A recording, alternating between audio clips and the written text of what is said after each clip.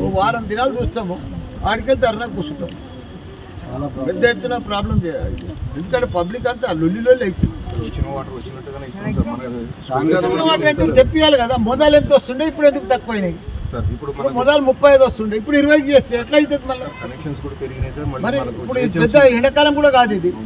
అప్పుడు నీళ్ళు ఫుల్ వచ్చినాయి, దినం తప్పించినాయి, ఇప్పుడు నీళ్ళే వస్తలేవు, వారానికి ఒకసారి కూడా వస్తున్నాయి. మరి పబ్లిక్ అంతా కాలనీలలో ఎమ్మెల్యే ఉండి ఏమి చేస్తున్నారు అని గొగ్గోలు పెడుతురమ్మా. బీజేపీ వాళ్ళు నన్నే తిడుతురు, కాంగ్రెస్ వాళ్ళు నన్నే తిడుతురు. వాళ్ళు ఎందుకు తిడుతురో అర్థమైతే లేదు. మళ్ళీ మన మేడ్చల్ వాటర్ వర్క్స్ డిపార్ట్మెంట్లో డిఈని కలిసినాం, ఏఈని కలిసినాం, ఈని కలిసినాం.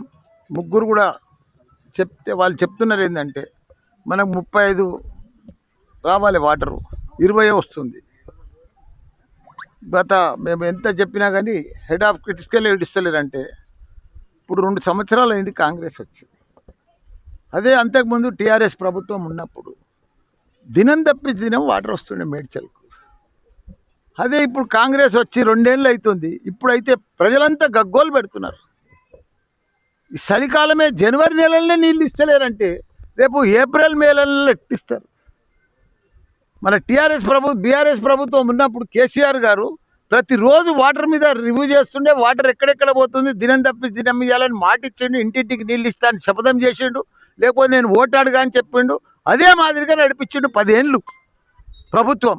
ఈ ప్రభుత్వం వచ్చిన వద్దుగా అసలు నీళ్ళని పట్టించుకునేటోడు లేడు, కరెంట్ పట్టించుకునేటోడు లేడు, రోడ్లను పట్టించుకునేటోడు లేడు.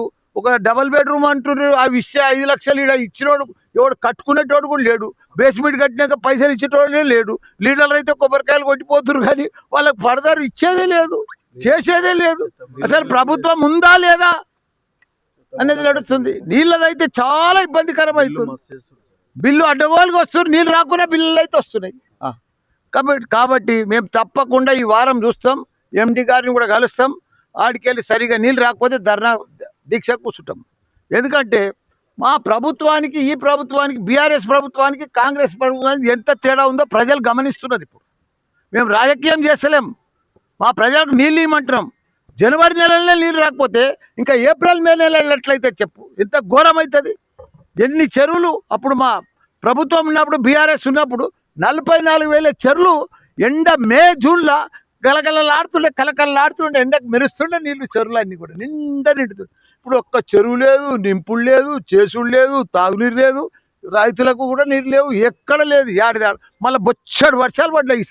ఈసారి వర్షాలు పడ్డప్పుడు ఎక్కడ పడలేదు. వర్షాలు పడ్డా కానీ ప్రజలకు ఇవ్వలేకపోతున్నారు. అంటే పరిపాలన చేస్తురా లేదా? మీకు పరిపాలన వస్తుందా లేదా? తిట్ల పురాణం తప్ప పరిపాలన లేనే లేదు ఇక్కడ. కాబట్టి మేము తప్పకుండా వదలము. రేపు ఎండి గారిని కూడా కలుస్తాం, మేము నీళ్ళ కోసం మాట్లాడతాం, ఇక్కడ ధర్నా కూడా చేస్తాం, నీళ్ళు ఇచ్చేదాకా కూడా వదిలిపెట్టాం మేము.